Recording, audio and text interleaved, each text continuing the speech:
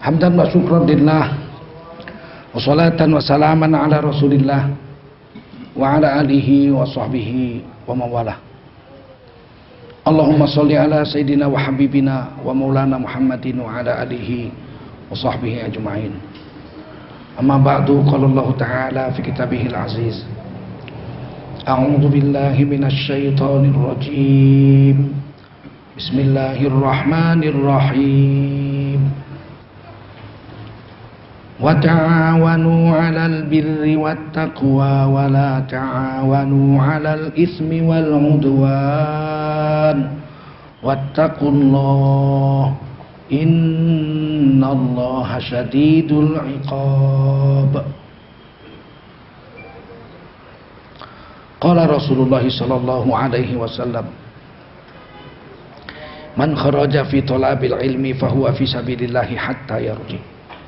Baginda Rasul bersabda, siapa keluar untuk mendapatkan ilmu, orang itu adalah orang yang berjihad fi sabilillah sampai dia kembali ke tempatnya. Mudah-mudahan kita semua mendapatkan pahala jihad dari Allah SWT. Amin. Sadaqallahul azim wa sadaqa rasuluhun nabiyul karim wa nahnu ala dhalika minasyahidin wasyakirin walhamdulillahi rabbil alamin. Saudara-saudara, bapak-bapak, saudara-saudara yang mulia, ibu-ibu yang mulia, wajiblah kita bersyukur pada Allah SWT. Salawat dan salam kita sampaikan untuk baginda Rasulullah SAW.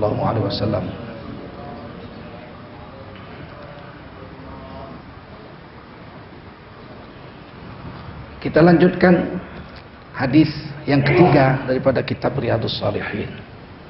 Wa an Aisyah radhiyallahu anha, dari ibunda Aisyah radhiyallahu anha, beliau ini istri Nabi yang ketiga.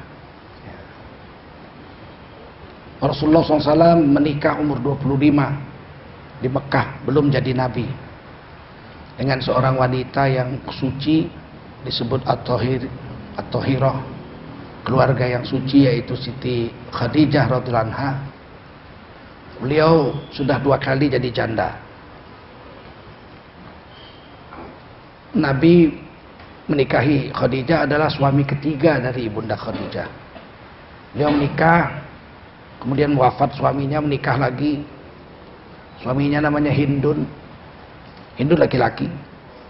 Sempat punya anak namanya Hindun bin Hindun.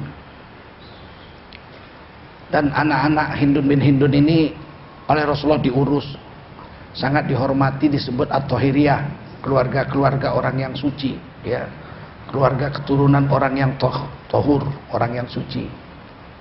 Ibunda Khadijah disebut At-Tahirin, ya, keluarganya itu keluarga orang-orang yang suci, bersih, menjaga dirinya dari mabuk, dari berzina dan lain-lain, sangat terhormat.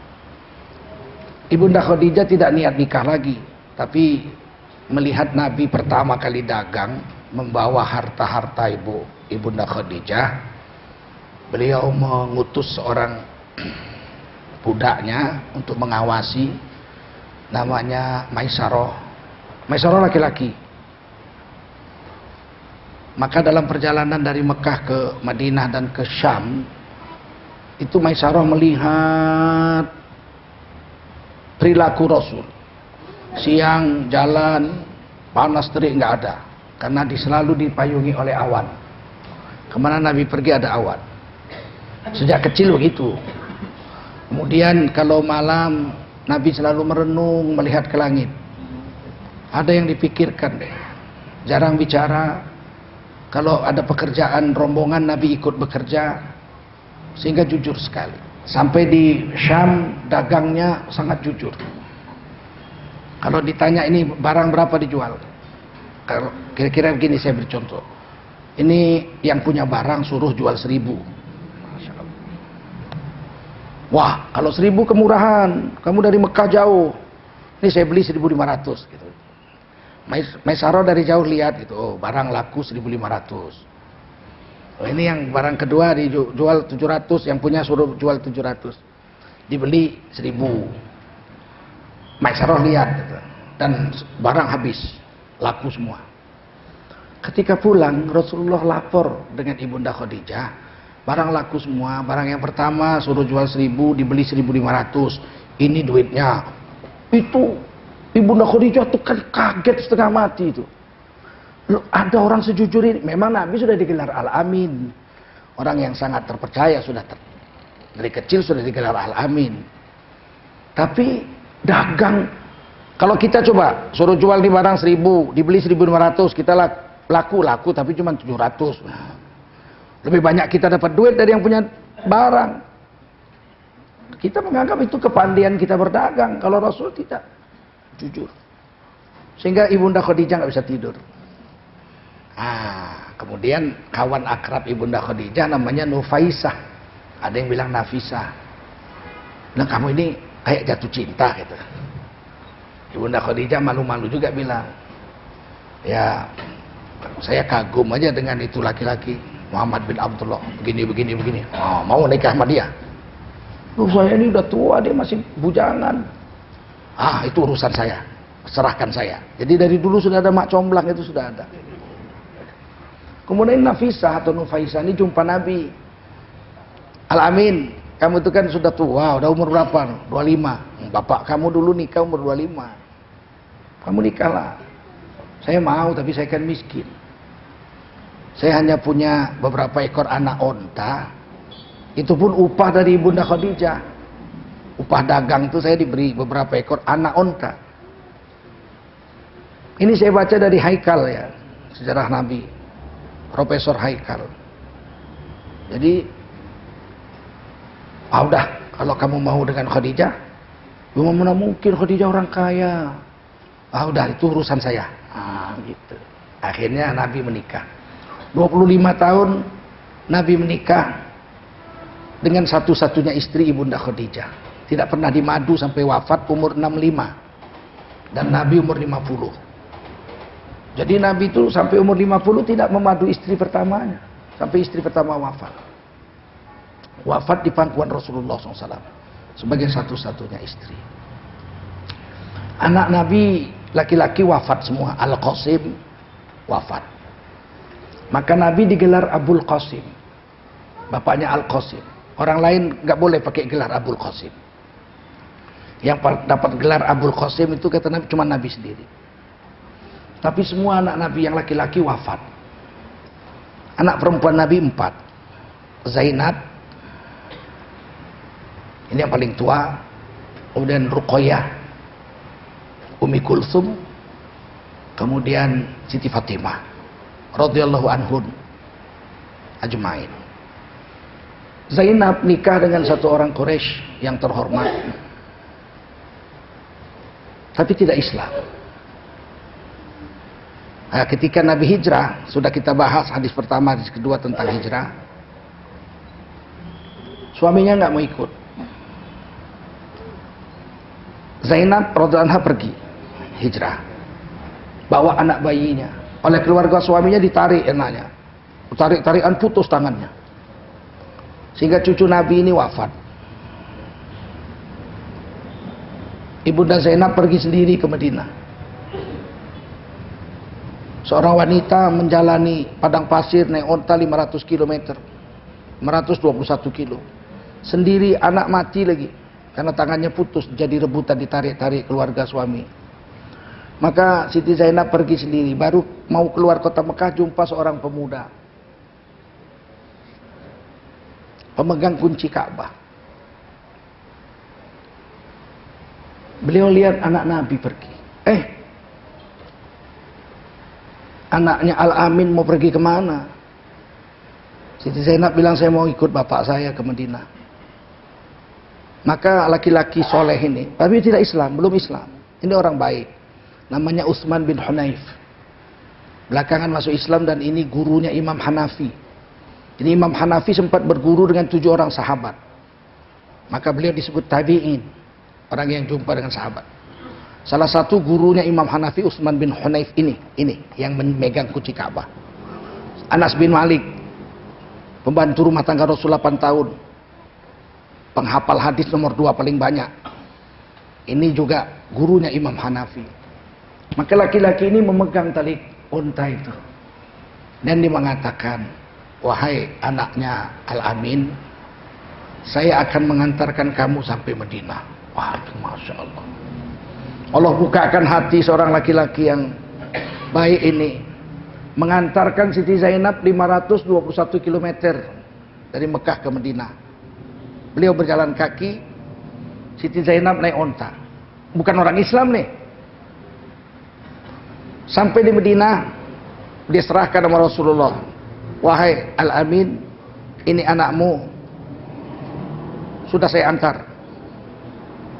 Mudah-mudahan selamat. Kemudian Utsman bin Hunayf pulang. Masya Allah.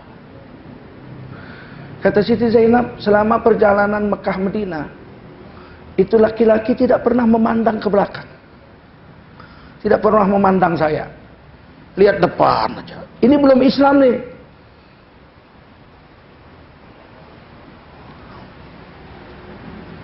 Ketika nanti Mekah dikuasai Nabi, Fathu Mekah,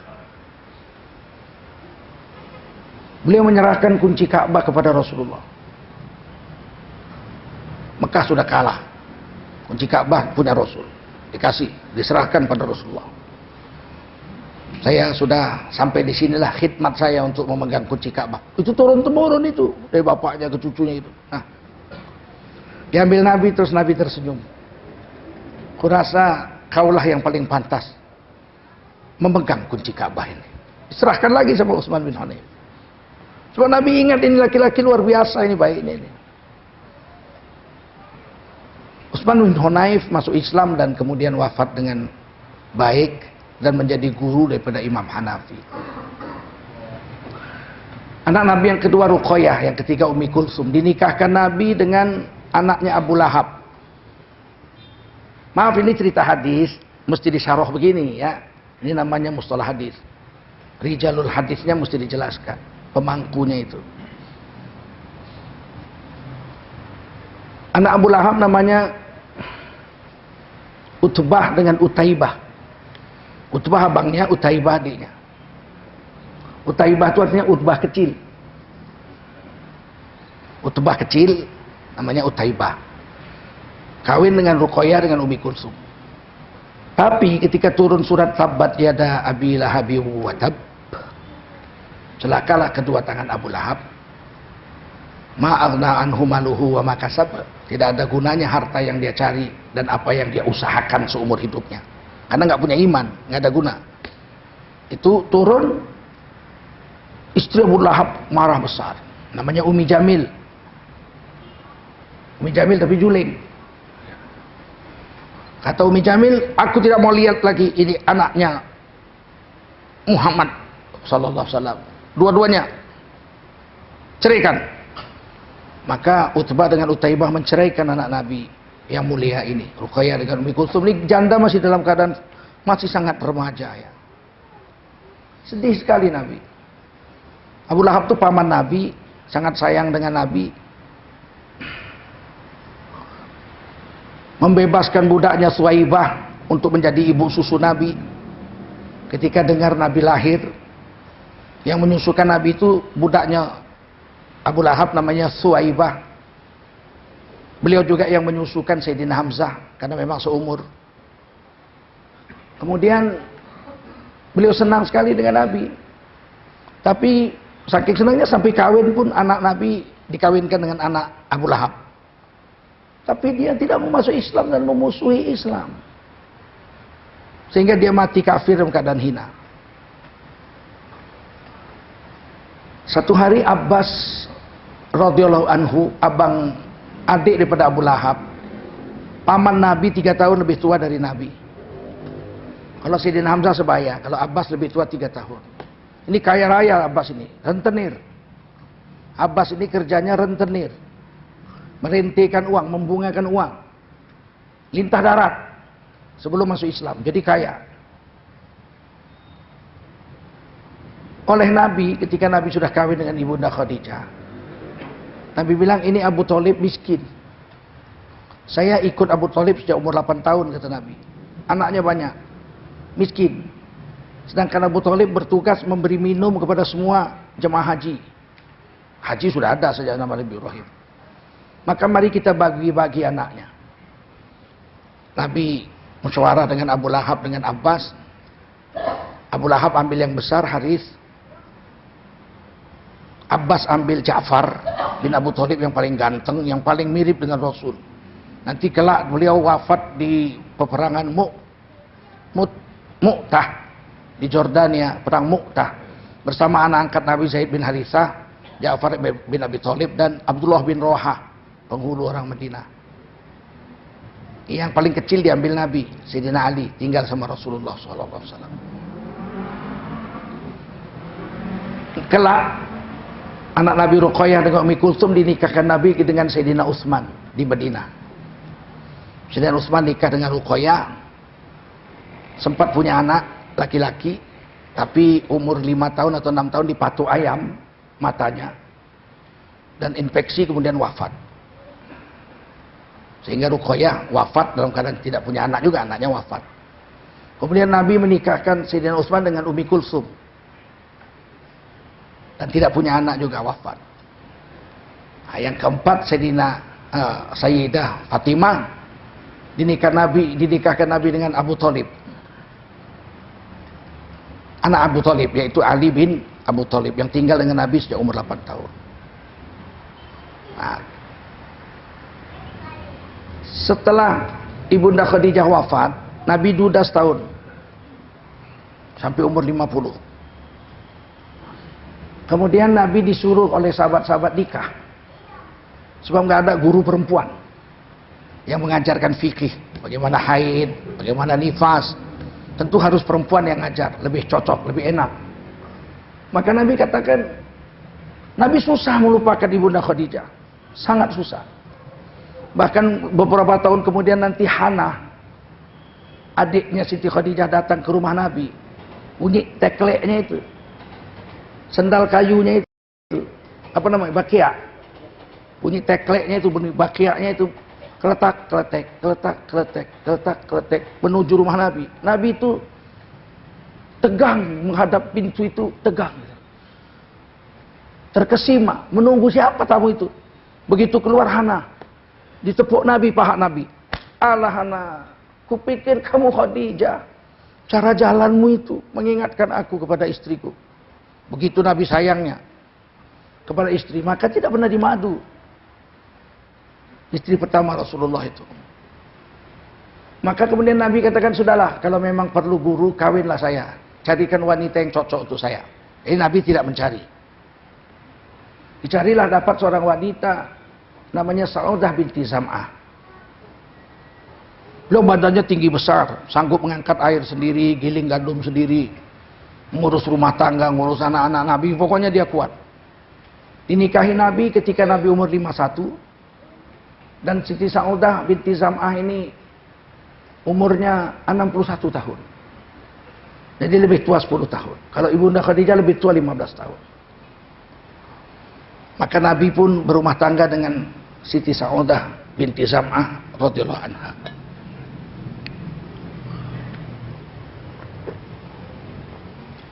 Nanti sejarah hijab, sejarah cadar, ini turunnya berkaitan dengan Siti Saudah binti Zam'ah. Ketika pindah ke Madinah, Saudah binti Zam'ah radhiyallahu anha ini buang air besar malam-malam. WC nggak ada di dalam rumah, semua di luar. Sayyidina Umar lewat. Malam gelap, tidak ada listrik zaman itu. Tapi Siti Saudah buang air itu jongkok, Umar bin Khattab tahu. Sebab ayat menutup aurat kecuali wajah dan telapak tangan itu sudah turun. Di surah An-Nur ayat 31, wal yadribna bi khumurihin ala juyubihin. Wajiblah wanita menutupkan seluruh tubuhnya dengan kerudungnya, khimar, jamaknya khumur. Bukan jilbab, bukan. Kalau Al-Ahzab ya jilbab. An-Nur 31 itu khumur, kerudung-kerudung mereka. Dan kerudung itu illa ma zaharu minha, boleh nampak wajah dan telapak tangan menurut Abdullah bin Abbas radhiyallahu anhuma, illa ma zahara minha, kecuali yang boleh nampak padanya itu kata Sayyidina Ibnu Abbas wajah dan telapak tangan. Berdasarkan hadis, ketika Nabi datang ke rumah Sayyidina Abu Bakar, ketemu kakaknya Siti Aisyah, kakak ipar Nabi, namanya Asma binti Abu Bakar. Pakaiannya tidak sempurna, maka Nabi menundukkan wajah sambil berubah merah wajah Nabi. Kata Nabi, wanita kalau sudah dewasa wajib ditutup seluruhnya kecuali ini dan ini, illa hadza wa hadza. Jadi kecuali hadza wa hadza. Ditunjuk Nabi wajah dan telapak tangan.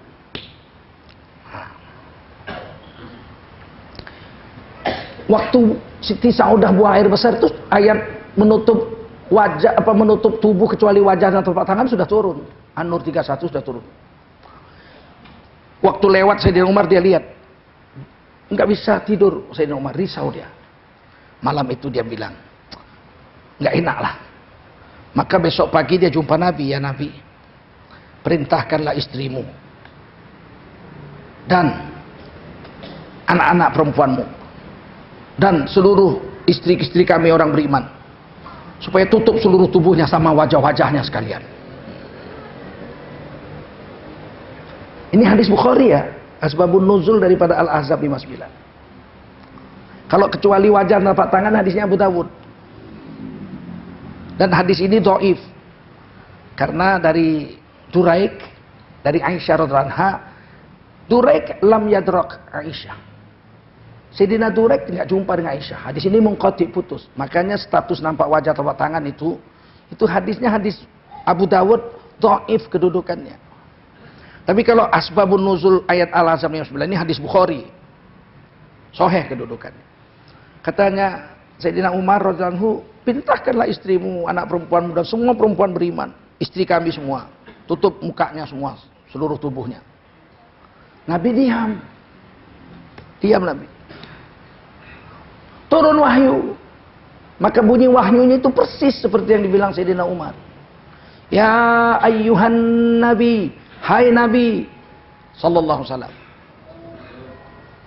qul li azwajika wa banatika wa nisa'il mu'minin. Persis seperti ucapan Sayyidina Umar. Katakan kepada istri-istrimu, perintahkan pada istri-istrimu, anak perempuanmu dan semua istri orang beriman, yudnina alaihinna min jalabibihin, agar seluruh wanita-wanita itu menutup seluruh tubuhnya termasuk wajah dan telapak tangannya dengan jilbab-jilbabnya.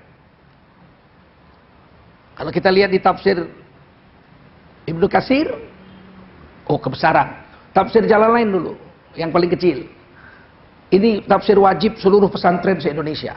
Wajib tamat tafsir Jalalain. Dalam tafsir Jalalain, Imam Suyuti mengatakan Al-Ahzab 59. Idza kharajna li hajatihin illa ainan wahidah.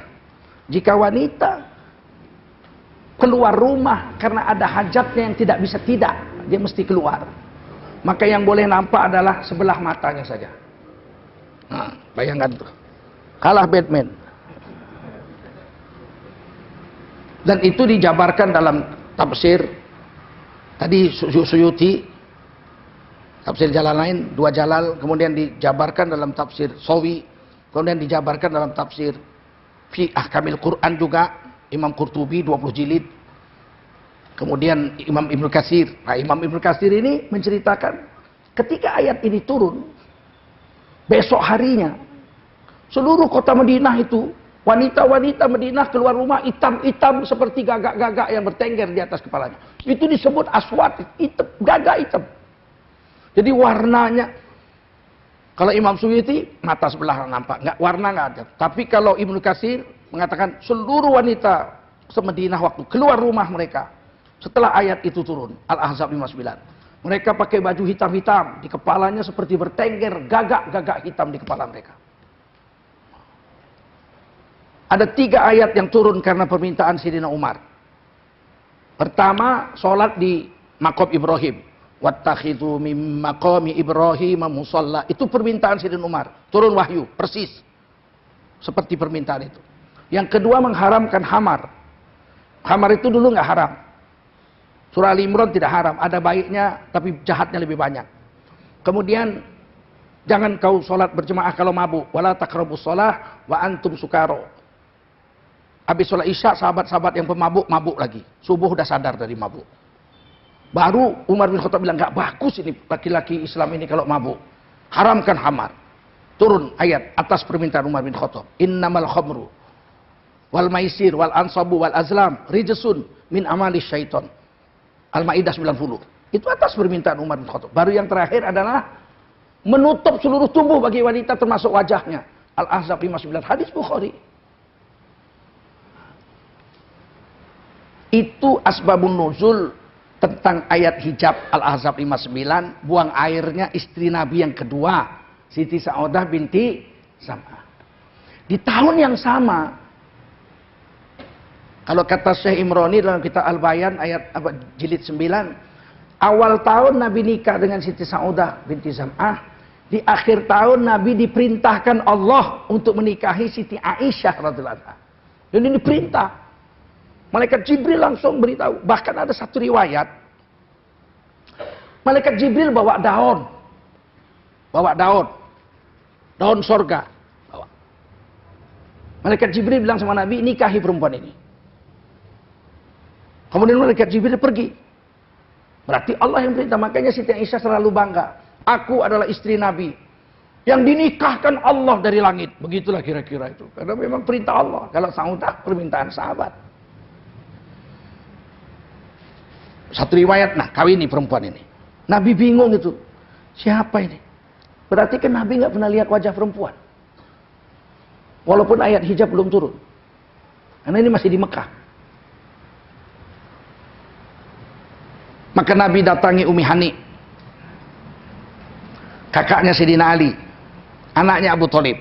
Beliau Islam. Solehah lagi. Umi Hani, saya disuruh Allah menikahi wanita ini. Siapa wanita ini?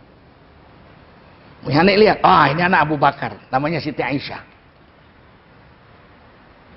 Canggihnya waktu itu, pas foto di atas daun. Belum ada sampai sekarang, belum ada yang bisa bikin. Ada yang bisa?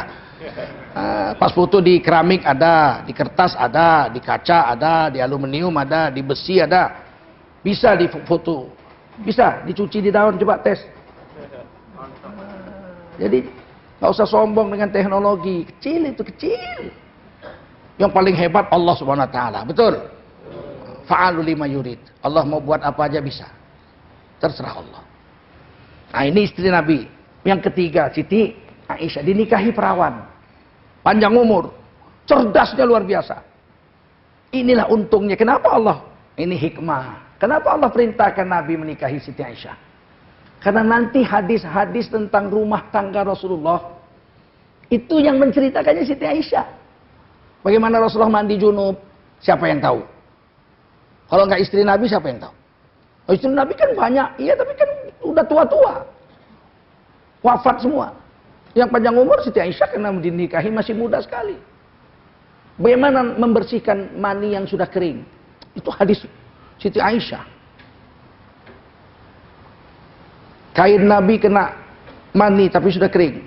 Oleh Rasulullah tidak dicuci, dikerik aja pakai kuku, krek, terus dibawa sholat. Berarti dari situ Imam Syafi'i mengambil hukum bahwa mani manusia tidak najis. Kalau najis kan wajib dicuci, betul. Dan kalau mani manusia najis, kita najis semua nih. Berasal dari najis dong. Jadi cerita tentang rumah tangga Rasul, berapa sok air Nabi mandi junub. Berapa sok? Sok itu gantangan untuk bayar zakat. Kalau untuk bayar fidyah, lain lagi, 0,6 kilo. Saya punya, ada sanadnya. Kalau ada yang mau nyetak, kita cetak, kita jual, ya, gantangan zakat. Itu ada sanadnya, ditulis nama-namanya itu sampai ke Zaid bin Harithah, anak angkat Rasulullah Shallallahu Alaihi Wasallam.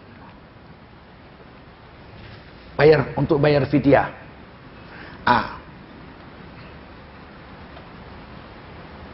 Siti Aisyah radhiyallahu anha ini istri Nabi meriwayatkan hadis ini.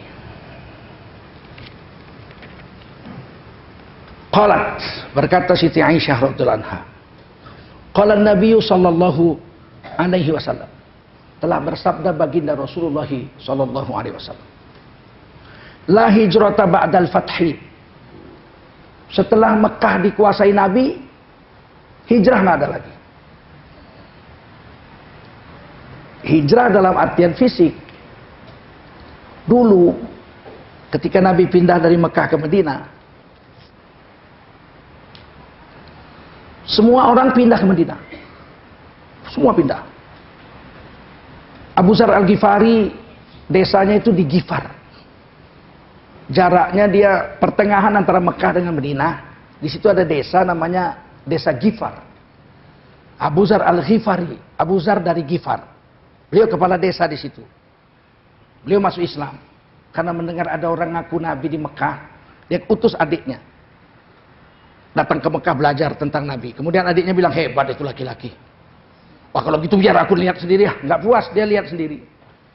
Kemudian beliau jumpa Sayyidina Ali, orang asing kan, dibawa Sayyidina Ali ke rumah beliau. Tidur di rumah Sayyidina Ali. Kemudian hari ketiga baru Sayyidina Ali tanya. Jadi sunnahnya 3 hari dikasih makan gratis kalau tamu. Baru tanya, kamu orang asing ada perlu apa, bisa saya bantu? Kata Abu Zar, saya mau tahu orang yang ngaku Nabi itu. Loh, dari mana kamu tahu? Adik saya utus kemari, saya udah tahu ceritanya. Tapi saya nggak puas, saya mau jumpa langsung. Besok kita ke rumah Arqam bin Abil Arqam. Ngaji di sana. Agak di luar kota Mekah sedikit. Terpencil dari rumah-rumah penduduk yang dekat-dekat rapat-rapat. Dia agak mencil. Tapi kalau kita jalan, jangan pura-pura kenal. Aku di depan, kau di belakang. Nanti kalau ada orang yang mencurigakan, aku pura-pura memperbaiki tali sendalku, kau lewati aku. Jadi nggak tahu kita ini kalau kita sebetulnya sama tujuan ke situ. Oke. Akhirnya sampai di rumah Arqam bin Abil Arqam. Dia dengar Rasulullah dakwah, dengar baca Al-Quran Nabi, kemudian dia masuk Islam. Kemudian kata Nabi, kamu pulang. Pulang kamu. Jangan kamu beritahu orang bahwa kamu sudah Islam. Bahaya kamu. Oke. Dia pulang, dia tawaf. Sebelum pulang dia tawaf. Dia tawaf, dia lihat Abu Jahal sama kawan-kawannya situ. Dia datangi sama dia. Ayuhan nas, qulu la ilaha illallah, tuflihun. Hei manusia, ucapkan la ilaha illallah. Kamu akan sukses dunia akhirat. Digebukin dia. Wah, babak belur. Hampir mati nih Abu Zar. Untung ada paman Nabi, Abbas. Jangan kau pukuli, ini penghulu suku Ghifar. Kalau dia mati, kita nggak bisa lagi dapat air dalam perjalanan dagang ke Syam. Mati kita di perjalanan nanti. Kita ngambil airnya di kampungnya dia. Oh begitu, udah diambil sama Abbas, diobatin. Bawa oleh Sayyidina Ali. Suruh pulang, jumpa Nabi dulu. Jumpa Nabi, ngaji lagi. Udah kamu pulang, jangan bilang-bilang lagi. Tawaf lagi, ketemu lagi. Didakwah lagi, dikeprui lagi ini orang. Ketika Nabi hijrah, semua ikut ke sana. Abu Zar pindah ke hijrah ke Madinah. Semua orang yang ada di Mekah pindah ke Madinah. Qais Al-Yamani yang dikenal dengan Abu Musa Al-Ash'ari radhiyallahu anhu juga pindah ke Madinah.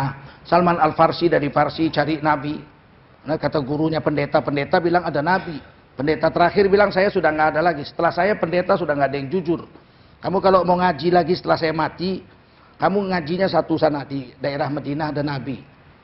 Zaman sekarang inilah dia turun. Nabi Muhammad SAW juga hijrah ke sana. Semua hijrah. Bahkan yang dari Ethiopia pulang. Begitu dengar Nabi sudah pindah ke Madinah, perkiraan orang-orang yang di Ethiopia, Sayyidina Ja'far bin Abu Thalib dan kawan-kawan, Nabi udah seneng di Madinah. Sebab kabar yang beredar begitu. Pulang semua, ternyata masih sengsara, rumah belum punya, miskin dia bukan main. Wah, sengsara di Madinah awal-awal itu. Tiba-tiba satu orang wanita pulang sendirian dari Ethiopia. Menjadi janda karena suaminya murtad masuk Kristen. Nama suaminya Ubaidillah bin Jahsh. Belakangan jadi adik ipar Nabi karena Nabi menikah dengan Zainab binti Jahsh. Murtad. Sehingga istrinya ini luntang-lantung. Namanya Ramlah binti Abu Bakar. Binti Abu Sofyan. Mau pulang ke Mekah, bapaknya Panglima Quraisy. Yang paling benci sama Nabi, Panglima perangnya. Abu Sofyan bin Harb. Mau kembali ke Ethiopia, suami udah murtad. Akhirnya ikut ke Madinah luntang-lantung sendirian, nggak ada rumah, masa Allah perempuan begitu. dinikahi oleh Nabi. Ini istri keempat Rasulullah SAW. Diselamatkan oleh Nabi. Digelar Ummi Habibah. Ibu yang disayangi oleh Rasulullah SAW.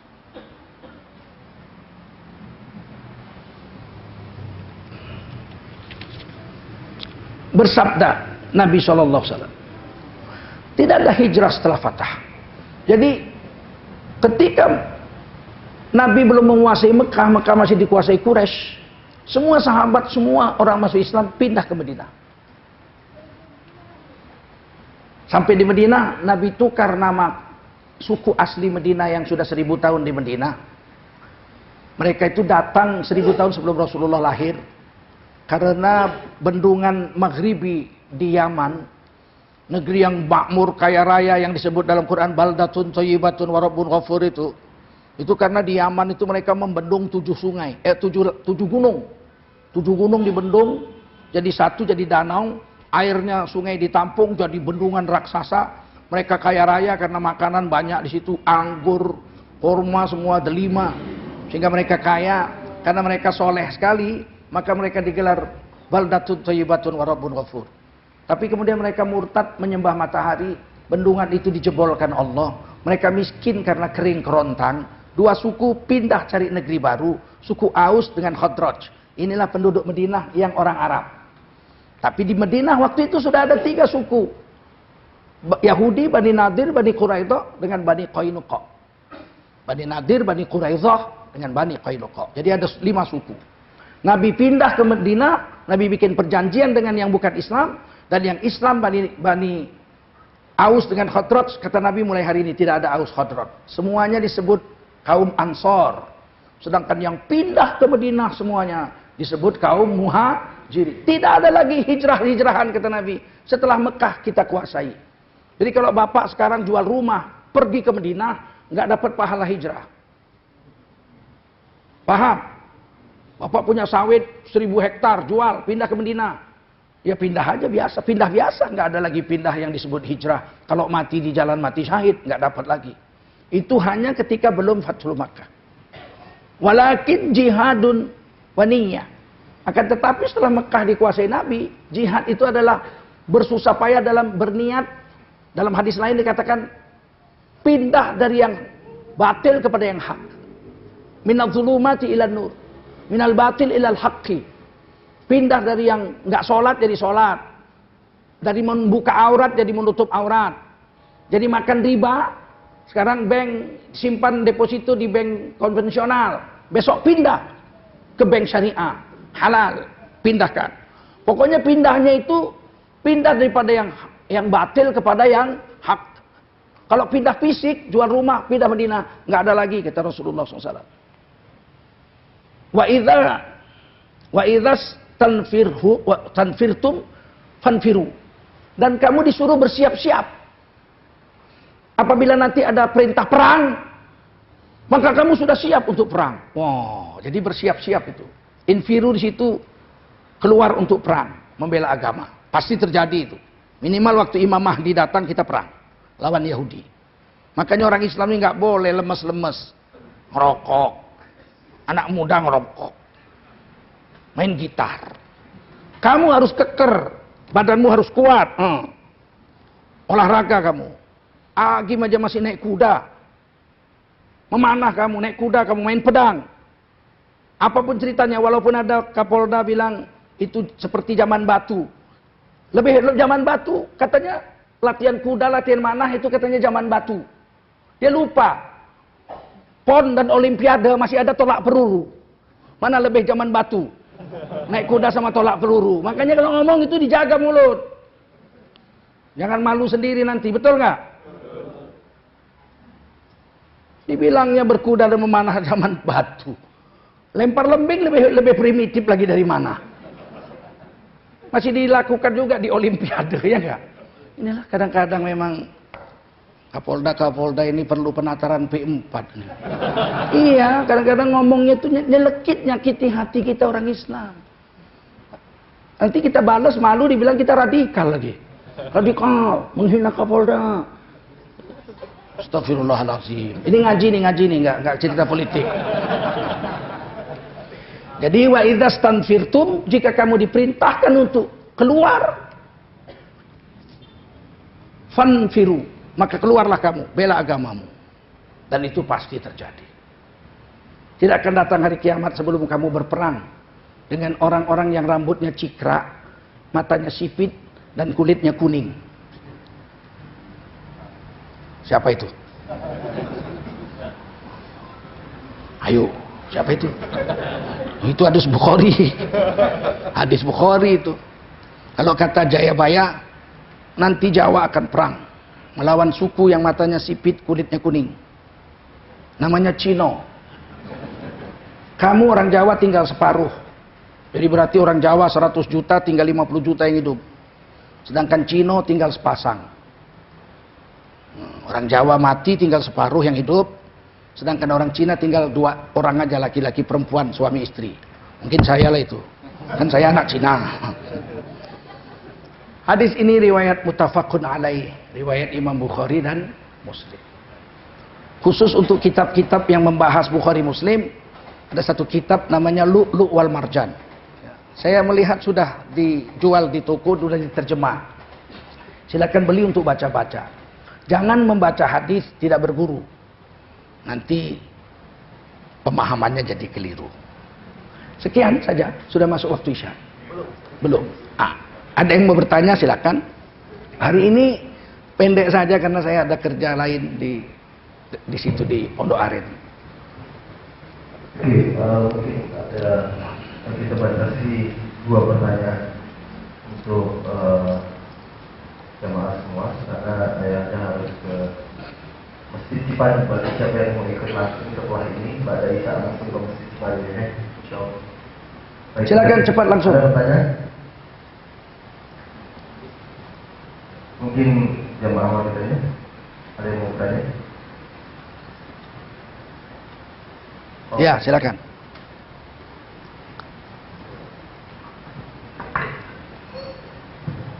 Assalamualaikum warahmatullahi wabarakatuh. Waalaikumsalam. Saya mengenai cadar, Pak Ustaz. Kalau cadar itu memang diwajibkan setelah turunnya Al-Ahzab 59. Mengapa saya bilang kalau orang ibadah haji ya, itu tidak boleh memakai cadar? Baik. Dalam kitab I'anatul Thalibin, pertanyaan Bapak, kenapa kalau cadar wajib, berhaji tidak bercadar? Dalam kitab I'anatul Thalibin, Sayyid Abi Bakri Syatok menjelaskan itu. Dalam kitab Salat, bab syarat salat. Adalah aurat wanita itu ada 4 macam. Aurat wanita itu ada 4 macam menurut keadaannya. Kalau bersendirian yang setumpuk aja ditutup sudah boleh. Bersendirian. Jadi perempuan di rumah sendirian pakai celana dalam aja. Tapi sendirian. Boleh. Yang kedua adalah lutut sampai pusar. Jadi pakai kain lutut sampai pusar. Itu di depan mahramnya. Jadi kalau suaminya datang, dia tidur-tidur sama suaminya siang, istrinya cuma pakai sarung aja, nggak pakai baju atas. Boleh. Suaminya, jangan suami orang. Yang ketiga adalah ketika dia bertemu dengan wanita kafir. Atau sedang sholat, atau sedang ihram. Nah, jadi ada 3 itu. Aurat bertemu wanita kafir, serupa dengan aurat wanita ketika sholat, dan sama dengan aurat wanita ketika sedang ihram, yaitu nampak wajah dan telapak tangannya. Jangan pakai rok pendek, celana pendek di depan wanita kafir. Walaupun sesama wanita, karena mulutnya nggak bisa dijaga. Nanti dia ceritakan sama suaminya, waduh tadi malam, tadi saya ketemu sama Ibu Siti. Ya Allah Pak, mulusnya Pak. Oh. Kan jadi jahat suaminya pemikirannya itu. Maka menghadapi wanita kafir sama dengan menghadapi Allah ketika sholat dan ihram. Hanya boleh wajah dan telapak tangan yang nampak. Itu pun dalam mazhab Imam Syafi'i, kalau dia sholatnya di tempat terbuka yang menyebabkan orang menimbulkan fitnah kalau melihat wajahnya, maka dia sholat tutup wajah juga. Sebegitu ngerinya fitnah itu. Tentu ini saya kutip dari Imam Suyuti, karena Imam Suyuti yang mewajibkan tutup wajah dalam kitab Tafsir Jalalain dan Durrul Mansur. Kalau Imam Nawawi mengatakan sunat pakai cadar itu. Tidak wajib, sunat. Jadi pilih aja. Mau ikut Imam Nawawi, sunat. Mau ikut Imam Suyuti, Sayyid Abi Bakri Syato, ini yang saya sedang jelaskan ini. Itu I'anatul Thalibin nama kitabnya, wajib. Imam Nawawi Al-Bantani, wajib tutup wajah. Yang keempat adalah aurat wanita ketika ketemu dengan laki-laki ajnabi. Ajnabi itu laki-laki yang boleh nikah dengan dia. Kalau laki-laki yang tidak boleh nikah dengan dia namanya mahram. Apa? Salah. Profesor Mahfud MD bilang muhrim. Muhrim itu orang yang pakai ihram. Orang pakai ihram namanya muhrim. Orang yang haram dikawini namanya mahram. Jadi kalau ketemu dengan laki-laki ajnabi, wanita dewasa, maka ditutup seluruh wajahnya. Jami'ul badan. Begitu dituliskan di dalam kitab I'anatul Thalibin. Itulah saya jawaban dari pertanyaan Bapak. Yang mewajibkannya termasuk beliau. Imam Sayyid Abi Bakri Syato yang mengarang I'anatul Thalibin itu. Begitu. Tapi ada khilafiyah, ada dua pendapat. Imam Nawawi dalam kitab Majmu' Syarhul Muhadzab mengatakan dalam madhab Syafi'i, wanita boleh nampak wajahnya. Kalau ditutup sunat. Tapi Imam Suyuti, Imam Ibnu Hajar, Imam Sayyid Abi Bakri Syato, Imam Nawawi, Al-Bantani, dan lain-lain, Sawi, termasuk Imam Sawi, mengatakan wajib menutup wajah apabila bertemu dengan laki-laki yang bukan mahramnya ajnabi. Hadis Bukhari, Nabi itu kalau datang tamu, ditutup tabir. Karena di rumah kan nggak pakai cadar istri Nabi. Tabir ditutup. Jadi kalau di rumah pakai tabir. Kalau di luar, cadar itulah tabirnya. Satu hari, Abdullah bin Umi Maktum datang muazin Nabi yang pertama itu. Kan ada dua muazin. Kalau subuh 2 kali azan. Azan pertama Abdullah bin Umi Maktum. Datang ke rumah Nabi. Istri Nabi tidak memasang tabir. Siti Aisyah radhiyallahu anha nggak masang tabir. Nabi nanya, loh kok nggak dipasang tabir? Oh yang datang kan orang buta ya Rasul. Abdullah bin Umi Maktum kan buta. Kata Nabi, dia buta, kamu enggak. Kamu tidak buta. Maka Siti Aisyah pasang tabir. Dan di dalam Quran surah Al-Ahzab dikatakan kalau kamu sahabat-sahabat Nabi mau ketemu dengan istri Nabi untuk hajat, maka fas'aluhun min waro'in hijab. Mintalah dari belakang tabir. Nggak bisa lihat langsung. Kira-kira begitu jawaban saya. Mudah-mudahan ada manfaat. Habis. Maka terima kasih. Saya minta Anda semua follow ustadz-ustadz kita.